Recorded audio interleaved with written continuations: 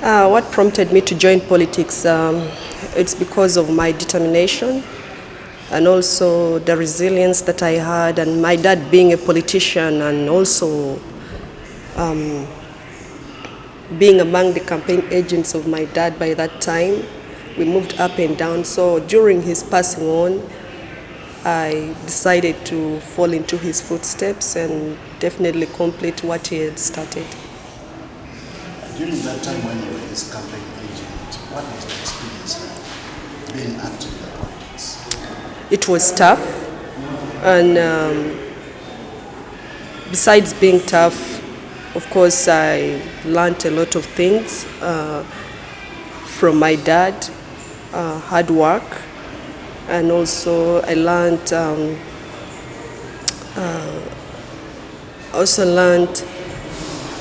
how he could cooperate with the young people, not only the young people, but even the elderly, women and men, people of different age groups.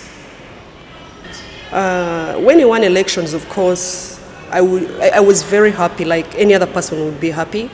And how I participated in his elections is I moved door to door, and I also encouraged young people to, of course, give him the vote, although some of them had doubt, but many young people had hopes in him.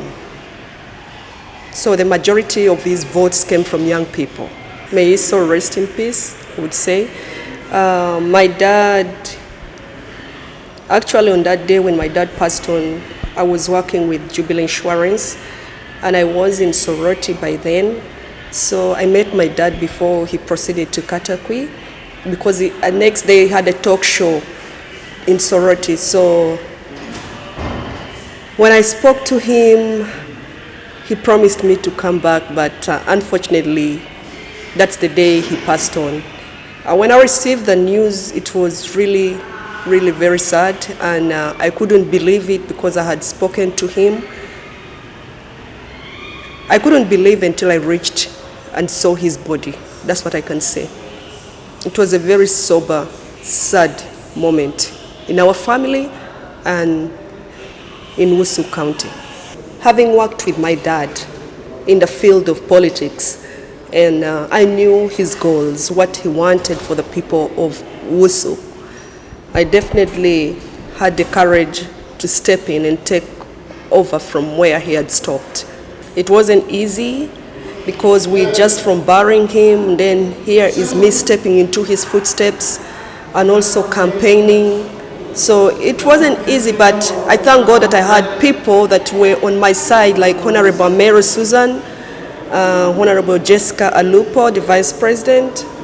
They definitely became my mentor, and they fought for my success. And it is because of them that I became who I am, and I am still who I am because of them. Like any other person, of course, you could feel happy. And of course, I wouldn't believe that it could come from my campaigns, but it was a moment of joy to me, and I really appreciate him for coming that day and standing there with me and campaigning for me. And by the way, the president was my dad's friend, because when my dad came from, they actually shared the same flight, and when they were coming back from London, my dad had already lobbied for the tractors to be brought to the constituency. He loved my dad's developmental ideas, so yes.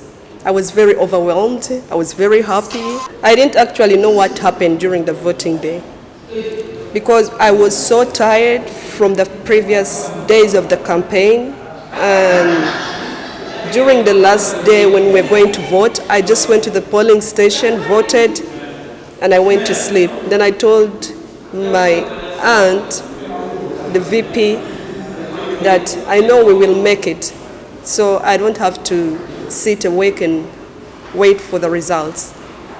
So, who was your main competitor? Olen. Where is he now? I don't know where he is. I mean, maybe he's having his own business. I do mind my own business. I don't want to know where he is. I'm sorry. I wouldn't lie to you. I was sleeping. That's all I can tell you. Okay. So when the results are finally announced, were you still asleep? I was sleeping. They woke me. I was sleeping. I was very tired. And then in the morning is when I knew that I had passed, because they announced very late in the night. So I was definitely sleeping. I wasn't even waiting for the results, because personally I knew that I had won. Yes. What gave you the confidence? The number of the people that came to the polling station, and the number of people that I was talking to, the youth that came to campaign for me, the women, the men. It didn't matter the age group of people that came to support me. So behind my back, I believe that I had a lot of support. Everyone was happy. Everyone was overwhelmed to see a young person that has come into that kind of institution at that age of 19 years. I was welcomed very well with all kinds and all members of parliament. They were happy for me. I was told the procedures in parliament. That was by Honorable Speaker Rebecca Kadaga, and the dress code. And I was told about the committees that I was going to sit under. And yeah, those are the main things that I was told about. First of all, being a member of parliament is quite a little bit hectic, because voters expect a lot from you, more especially people from the constituency. They need you to construct the roads. They need you to construct the schools for them. They need everything from you. So the little money that you get from parliament basically goes to the constituency. So the challenges that members of parliament have is the voters. Is give me something for my vote. If you don't give it to me, then you don't receive my vote. They'll always de-campaign for you. So I believe that the ministers that are in the government need to help many MPs on this, because it's not the role of the MP to construct roads with their salary, but it is their role to lobby, and the government gives them this money. So what I know and what I faced when I was there is members of parliament use their money to construct, and they end up in debts. Ministers have to work hand in hand with these members of parliament and the government, so they can lobby for these roads, and they're given money, but not the members to use their money to go and construct boreholes, roads, and everything in their constituency. Actually, I did not disappear. After my term in parliament, I embarked on a transformative journey to go back to higher school education. And I went to the United States, where I pursued the bachelor's in sociology and majoring in substance abuse. It's because we have a lot of young people that are using substance abuse, not only here, but it's worldwide. So I thought maybe by pursuing this, I could also help many people, more especially in my constituency, in my community, because young people are embarking on taking a lot of alcohol, drugs. So I think by doing this course, I would sensitize many of them. Does this mean you quit politics? Not really. I did not quit politics, but coming into politics at a young age, I thought that maybe after my term, I had something very important behind that I had left. I had to go back and study, and also study and get my personal education right before coming back into politics. But for now, politics can always wait, but my education wouldn't wait. So do we see you return soon to politics? By God's grace, but not as not as very soon as anyone would think, but definitely in the future I would return back. First of all, as me, I would advise them to the young girls, I would advise them to first focus on their education, because papers never lie.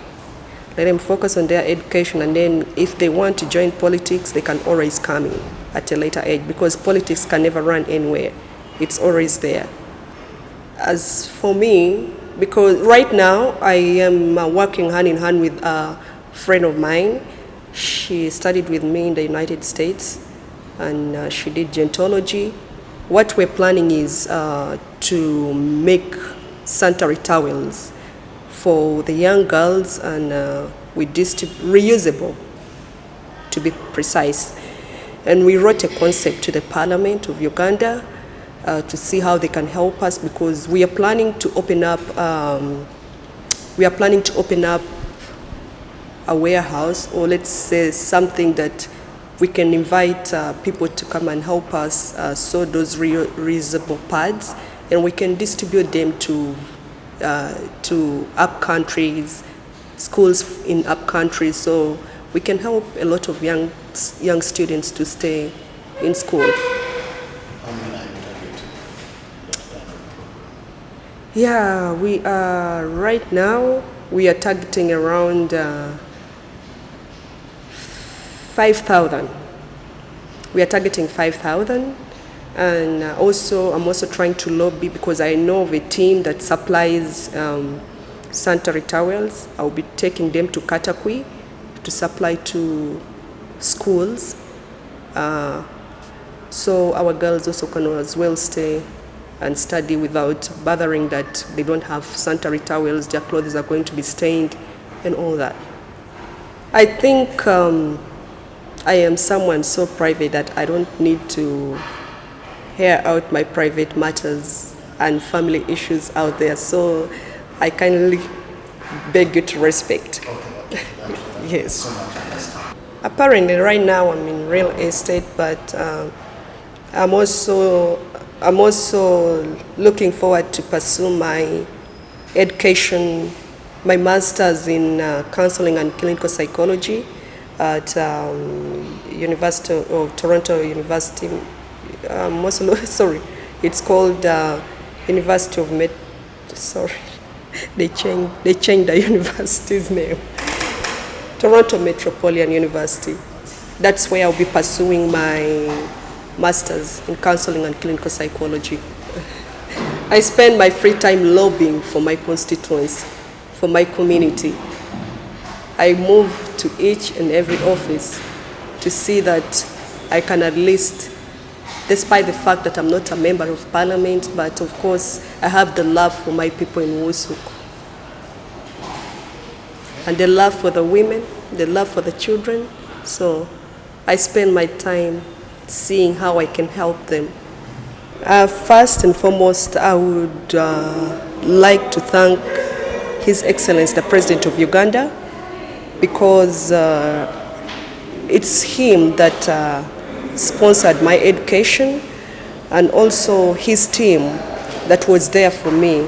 I would also like to appreciate Nachobe. By then she was a State House Controller. She made sure that everything of mine, my education, my accommodation was paid. Therefore, the President of the President of Uganda, His Excellency Yoweri Kaguta Museveni, I do appreciate you for your effort to see that my education was completed, and your family as well. Thank you very much, sir.